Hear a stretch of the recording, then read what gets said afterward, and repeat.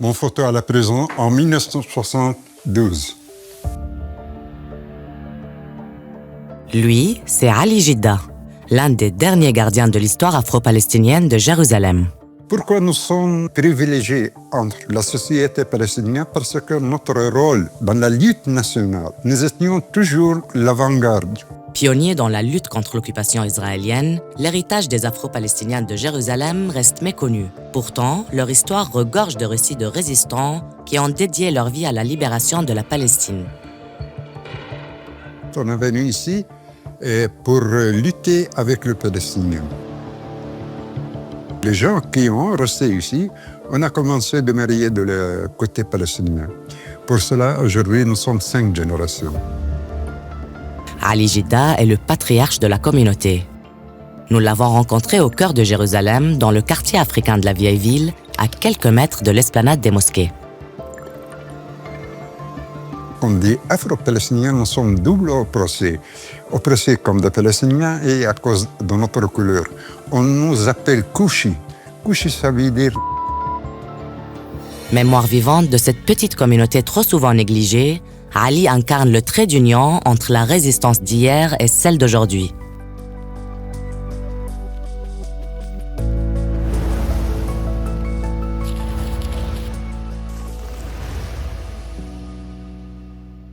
Mon nom c'est Ali Jidda. Je suis deuxième génération.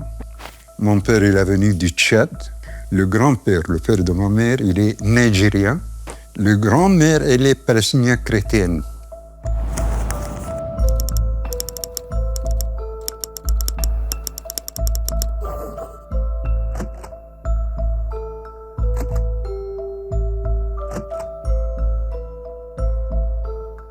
J'ai fait les études dans une école française, Collège des Frères, à la Nouvelle-Porte, mais à la prison, j'ai continué avec la langue. J'ai traduit des livres du français en arabe. Tous les livres de Che Guevara, Mao Zedong, les relations cubaines, de hébreu à l'arabe, d'anglais à l'arabe. Oui. Surnommé Al-Khal, l'oncle en arabe, Ali vit aux côtés d'une cinquantaine de familles afrodescendantes dans la ruelle Ala El-Din, coincée entre 2 checkpoints israéliens en plein cœur du quartier musulman. Sur la carte, tu trouves quartier arménien, musulman, juif, mais jamais quartier africain. Jamais quartier africain. Né en 1950, 2 ans après la Nakba à laquelle sa famille a survécu, il n'a connu que la vie sous occupation. De 17 ans, j'ai commencé à savoir qu'est-ce que ça veut dire l'occupation. D'être arrêté par les soldats dans les rues, humilié, quelquefois battu par les soldats. Alors je dis, on ne peut pas continuer à vivre comme ça.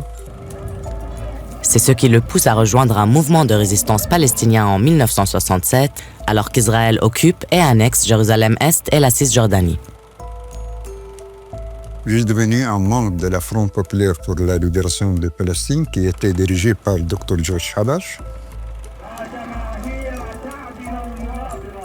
En 1968, il y avait beaucoup d'escalation à violence entre les Palestiniens et les Israéliens. Un jour, les avions israéliens ont bombardé une ville jordanienne et beaucoup de Palestiniens étaient tués.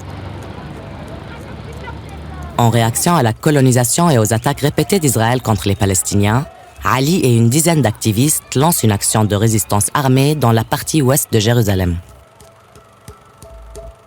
9 Israéliens étaient blessés. Un mois après, j'étais arrêté, j'étais condamné 20 ans, duquel j'ai passé 17 ans. J'étais libéré en 1985 dans un échange de prisonniers entre les Palestiniens et les Israéliens. Quand j'étais libéré, j'ai commencé à travailler comme un journaliste dans un centre joint israélien progressif et palestinien. Ici, c'est quand nous étions libérés, on a visité le tombe d'un camarade qui était mort dans une grève de faim, Ishaq Maraga à Jamal. Ici, dans une conférence en allemand, à Hambourg. Ici, pendant my wedding, je me suis avec ma femme et mes filles et mon fils Mohamed. C'est Denzel Washington, Ali Jidda, quand j'étais 18 ans, 6 mois avant la prison. Chairman Arafat en 1998. هذيك الصورة شادين رسمتها شادين فظيعة. أخذوا لي يد قال لك مين أخذ؟ شادين فظيعة. فظيعة. Depuis sa libération, Ali ne cesse de documenter le quotidien des Palestiniens vivant sous occupation. Il est devenu une voix de Jérusalem. Quand on regarde sur la société israélienne, nous sommes totalement discriminés. Tu ne peux pas dire qu'il y en a une différence entre notre situation et la situation des Palestiniens. Et pour cela, il faut continuer la lutte. Aujourd'hui, Ali n'a qu'un seul objectif, transmettre sa quête de liberté aux nouvelles générations. Dans les années 90, il a opté pour de nouvelles formes de résistance culturelle en organisant des visites alternatives afin d'offrir une lecture de la vieille ville loin des récits de l'occupation israélienne. Ça veut dire, je prends mes clients et je demande comment la vie à la vieille ville, les difficultés, que sont les mesures israéliennes contre les Palestiniens dans la vieille ville, parce que les Israéliens ont regard sur le futur. S'il y en a une solution politique, on veut avoir une majorité des Juifs à la vieille ville. They want to have Jaffa Gate as the main entrance. La société israélienne, c'est une société discriminative. Par exemple, dans la société israélienne, vous avez deux groupes, les Sfaradim orientaux et les Ashkénazim européens. Beaucoup de hostilité entre les deux groupes. Mais aujourd'hui, le plus discriminé dans la société israélienne, ce sont les Falachas. Ce sont les Juifs qui sont venus de l'Éthiopie. Incroyable, qu'est-ce qui passe avec ces gens-là, incroyable.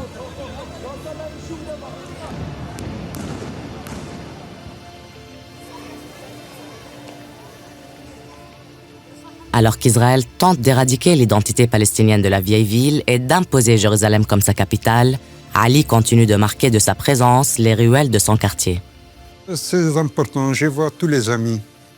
En même temps, quand je regarde dans le visage des gens qui passent devant moi, j'essaie de lire qu'est-ce qui passe dans la tête de ces gens-là. C'est une expérience vraiment unique. Et quelquefois, je ne suis pas là-bas, alors les gens qui me connaissent commencent à demander « Oui, El Khel, qu'est-ce qui passe avec El Khel ?» Pour moi, la seule chose très importante, c'est le respect des gens et les vrais feelings. C'est la meilleure argent que tu peux avoir dans ce monde-là.